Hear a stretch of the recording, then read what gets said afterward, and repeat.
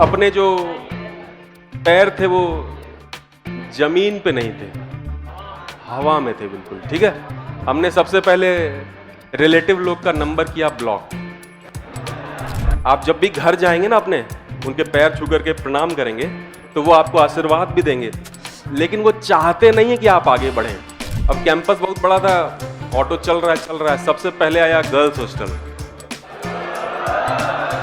हमने कहा अभी पिताजी हैं साथ में। सुनिएगा ध्यान से, क्या हुआ कि अपना जब सिलेक्शन जब आईआईटी में हो गया, ये 2010 की बात कर रहा हूं मैं, तो उसमें क्या हुआ कि अबे सुनो, पहले कहानी सुनो।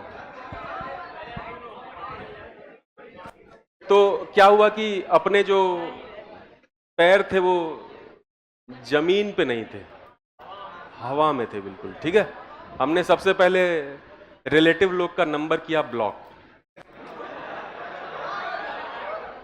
क्योंकि आपके भी अभी चूंकि आप 11वीं कक्षा में हैं, थोड़ा आगे बढ़ेंगे ना तो आपके आसपास के घर वाले, आपके पिताजी, आपकी माँ से जो है पूछेंगे कि लड़का कर क्या रहा है,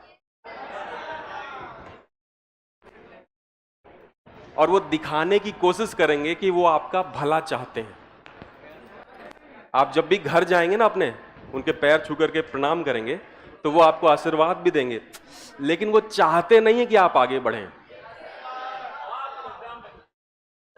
अब जब 2 साल बाद जब मान लीजिए खुदा न खास्ता नहीं हुआ किसी बच्चे का सिलेक्शन, तब वही रिलेटिव फोन करके पेरेंट्स से पूछेगा कि क्या हुआ, हो गया सिलेक्शन, हम बोले थे ना। समझ रहे हैं आप बात को? तो खैर जो भी है, तो हमने कर दिया। वही रिलेटिव लोग कॉल करते थे तो हमने ब्लॉक कर दिया, क्योंकि समाचार उनको किसी न किसी तरीके से तो पहुंच ही जाएगा। तो अब कॉलेज पहुंचे, खुश बहुत थे अपने हिसाब का जो है वो। अबे चुपो, जब मैं कह रहा हूं तो सुनना है सिर्फ। जब कॉलेज पहुंचे तो कॉलेज गेट पर जो है वो गार्ड साइन वगैरह करवाता है। सुबह 6 बज रहे थे, मैं और मेरे पिताजी गए थे साथ में। तो अब कॉलेज कैंपस बहुत बड़ा था, स्टेशन से जो हमने ऑटो लिया था, ऑटो लेकर के कॉलेज गेट पे पहुंचे और एंट्री करवाई। अंदर जब घुसे तो ऐसा लगा कि कोई मर गया है। बहुत शांति थी, क्योंकि सुबह 6 बजे इंजीनियरिंग कॉलेज में कौन ही जगता है, सोते ही है 5 बजे। ठीक है, अंदर गए तो कुत्ते भी सो रहे हैं। अब कैंपस बहुत बड़ा था, ऑटो चल रहा है, सबसे पहले आया गर्ल्स हॉस्टल। हमने कहा अभी पिताजी हैं साथ में।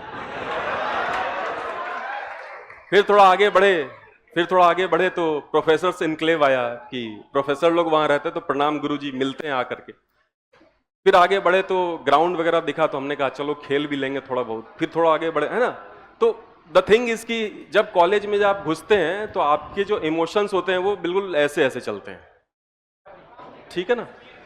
तो अभी क्या, अब तक जो है ना इंसान कोई नहीं दिख रहा है, तो हमें लगा कि गलत जगह आ गए शायद से। लेकिन अब बॉयज हॉस्टल आने से आधे किलोमीटर पहले से, क्योंकि कैंपस काफी बड़ा था तो जाने में समय भी लगता है, तो बॉयज हॉस्टल आने से आधे किलोमीटर पहले से 5 अलग अलग तरीके के गानों की आवाजें आ रही थी। अब हमें लगा कि अब हम आ गए हैं क्लब में, अब आएगा मजा। तो जैसे ही हॉस्टल गेट पे पहुंचे तो वहां पे जो गिटार वगैरह बजाते हैं ना, वो लोग स्पीकर रखते हैं, अलग अलग स्पीकर पे भोजपुरी, इंग्लिश, हिंदी सब बजा रहे हैं एक साथ। ठीक है, तो जब एंटर हुए रूम में, रूम नंबर 5 अभी भी याद है मुझे, तो रूम में जब एंटर होकर के मैं और फादर बैठे हुए थे तो दरवाजे पे जो है वो लात पड़ी। 5-6 सीनियर जो है वो अंदर आए और मेरे पिताजी को देख करके सहम गए। क्या बोलते हैं पता है, हम एंटी रैगिंग स्क्वाड से हैं। ऐसा कुछ होता है क्या? वो रैगिंग करने आया था। ठीक है, तो खैर उसके बाद शाम में जब सारे पेरेंट चले गए तो शाम में जो है वो उसी स्पीकर पे अनाउंसमेंट हुई कि जितने भी फर्स्ट ईयर वाले हैं सब छत पे आ जाओ। छत पे पहुंच करके फिर सुन लो, रात के 2 बजे की बात है। ठीक है, रात के 2 बजे की बात। तो छत पे पहुंच करके वहां पर जो है वो एमीटर रखा हुआ था। एमीटर पता है ना, जैसे करंट नापते हैं जिससे, तो टेबल पे रखा हुआ था। और मैं थोड़ा सा माहौल बता दूं, पूरा माहौल तो नहीं बता पाऊंगा, थोड़ा सा बता देता हूं।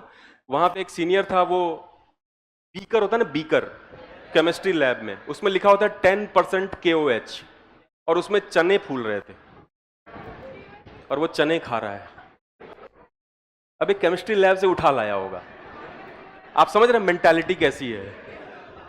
वो बोल रहा है कि ये रहा एमीटर, इस बिल्डिंग की हाइट नापो।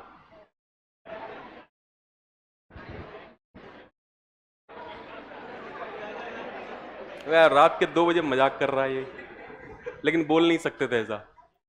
तो फिर क्या करना होगा, उसी एमीटर को आप नीचे फेंक दीजिए। नीचे फेंकने से क्या होगा, या ड्रॉप कर दीजिए। नीचे ड्रॉप करने से क्या होगा, घड़ी में समय देख करके तो बता सकते हैं कि अप्रॉक्सीमेटली कितना समय लगा होगा नीचे पहुंचने में। तो टाइम अगर आपको पता है, जी अगर आपको पता है, तो दोनों तरफ स्क्वायर करोगे तो एच की वैल्यू आ जाएगी ½ GT²। तो आप एमीटर का इस्तेमाल करके बिल्डिंग की हाइट निकाल सकते हैं। नहीं करना ये सब मेरे क्लास में, हमें नहीं चाहिए ताली, ठीक है।